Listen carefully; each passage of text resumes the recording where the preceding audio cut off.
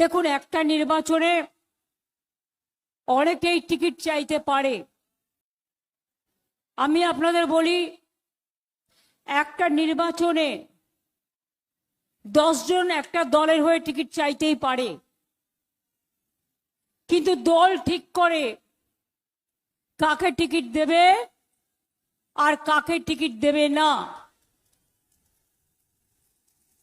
MP তো একজন হয়, এমএলএ তো একজন হয়, জেলা পরিষদ তো একজন হয়, পঞ্চায়েত সমিতি তো একজন হয়, গ্রাম সভা তো একজন হয়, মিউনিসিপ্যালিটি তো একজন হয়।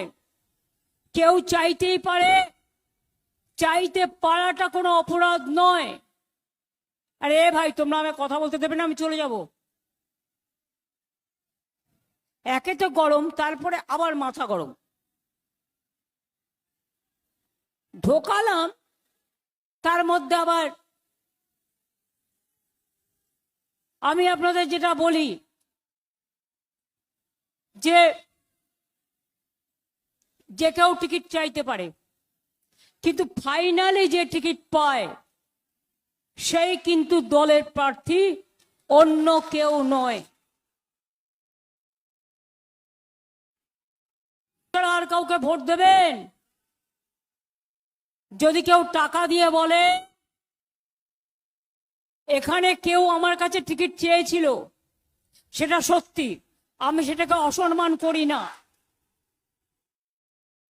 কিন্তু তাই বলে বিজেপিকে সমর্থন করবে?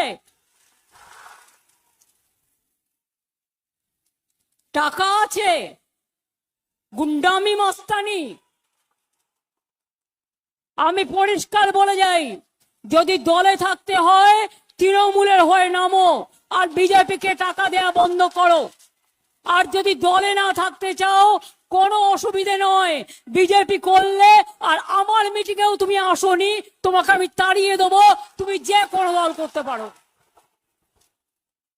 যে কোনো দল করতে পারে, আমার কোনো আপত্তি নেই। প্রত্যেকের অধিকার আছে যে কোনো দল করার, কিন্তু বিজেপির সাথে যাদের সম্পর্ক তাদের আমি আমাদের দলে রাখবো না।